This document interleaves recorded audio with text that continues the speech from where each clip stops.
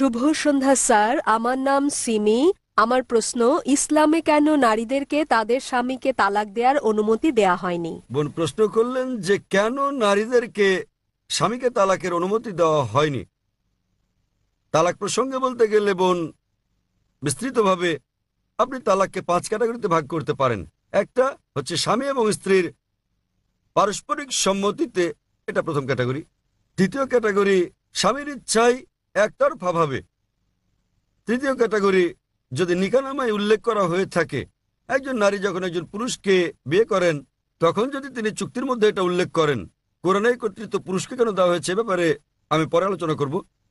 তবে নিকাহনামায় যেহেতু বিয়ে হচ্ছে একটা বৈবাহিক চুক্তি, একজন নারী যে কোনো শর্ত জুড়ে দিতে পারেন, এ ব্যাপারে নিষেধ নেই কোরআনে।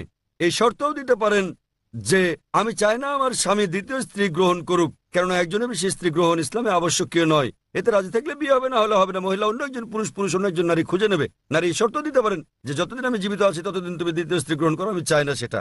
কিন্তু আপনি কোরআন পরিপন্থী কোনো শর্ত দিতে পারবেন না। আপনি এমন শর্ত দিতে পারবেন না যে আমি চাই না তুমি নামাজ আদায় করো, কারণ নামাজ আদায় করাটা হচ্ছে অবশ্য কর্তব্য। আপনি এমন শর্ত দিতে পারেন না যে ঐচ্ছিক। অনুরূপভাবে নারী এমন শর্ত দিতে পারেন যে আমার একতরফা তালাক দেওয়ার এখতিয়ার থাকবে, একে বলে তালাকে তাফবিজ অথবা ইসমা। তৃতীয় ক্যাটাগরি। চতুর্থ ক্যাটাগরি হচ্ছে তিনি শর্তের মধ্যে উল্লেখ করেন নাই কিন্তু এখন তিনি তালাক চান, এক্ষেত্রে তিনি স্বামীকে তালাকের জন্য অনুরোধ করতে পারেন, আমি তোমার সঙ্গে থাকতে চাই না। স্বামীর কাছে তালাকের অনুরোধ জানালে একে বলে খুলা। এবং পঞ্চম ক্যাটাগরি, যদি স্বামী রাজি না হয়, স্বামী তার সঙ্গে দুর্ব্যবহার করে, সেক্ষেত্রে তিনি কাজীর কাছে যেতে পারেন, বিচারকের কাছে যেতে পারেন এবং তিনি নিকাহে ফাস্ক বা বিবাহ বাতিল করতে পারেন।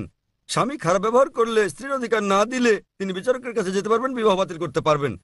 তাহলে একজন মহিলাও তালাক দিতে পারেন।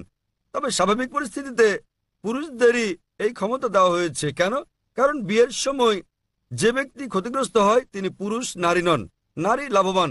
যদি আপনি আমার কথা শুনে থাকেন, গত শনিবারে ইসলামে নারীর অধিকার, অধীনতা না সুরক্ষা এ ব্যাপারে আমি সেখানে বলেছি যে বিয়ের সময় নারীদের প্রাপ্তিযোগ ঘটে। কোরআনে বলা হয়েছে সূরা নিসা অধ্যায় 4 আয়াত নম্বর 4 যে নারীদেরকে দিয়ে দাও বিবাহের সময় বৈবাহিক পুরস্কার, মোহর।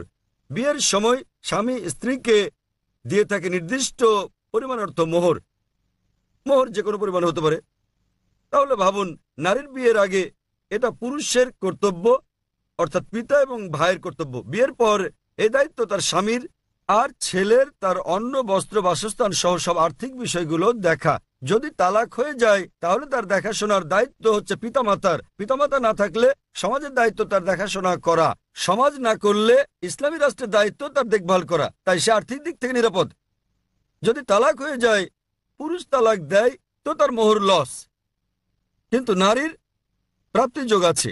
এখন তার বিয়ের সম্ভাবনা রয়েছে, আবার বিয়ে করলে সে নতুন মোহর পায়। আর পুরুষ যদি আরেকজন নারীকে বিয়ে করতে যায়, নতুন করে মোহর দিতে হবে। যদি পুরুষ কর্তৃক নারীকে দেওয়া হয় তাহলে বিয়ের পর সে তালাক দিয়ে অর্থ উপার্জন করতে থাকবে, তাতে ক্ষতিগ্রস্ত কে? পুরুষ। সুতরাং সর্বশক্তিমান আল্লাহ অন্যভাবে পুরুষের মর্যাদা রক্ষা করে থাকেন। অন্যথায় ইসলামে পুরুষের অধিকার শীর্ষক লেকচার দিতে হবে। কারণ তালাক হলে পুরুষ নারীর চেয়ে আর্থিক ও অন্যান্য দিক দিয়ে বেশি ক্ষতিগ্রস্ত হয়। নারী নিরাপত্তা পায় পরিবার থেকে, সমাজ থেকে, রাষ্ট্রের কাছে, পুরুষ তা পায় না। তাই এইসব কারণে আল্লাহ সর্বশক্তিমান ঈশ্বর পুরুষকে নিরাপত্তা দিয়েছেন। তথাপিও নারী চাইলে বৈবাহিক চুক্তিতে উল্লেখ করলে সে নিজেও তালাক দিতে পারবে, অথবা সে তালাক দেওয়ার জন্য স্বামীকে অনুরোধ করতে পারে, যাকে বলে খুলা। অথবা স্বামী খারাপ ব্যবহার করলে বিচারকের কাছে যেতে পারে এবং বিবাহ বাতিল করে দিতে পারে, যাকে বলে নিকাহে ফাস্ক। আশা করি উত্তরটা পেয়েছি। জি, আপনাকে ধন্যবাদ।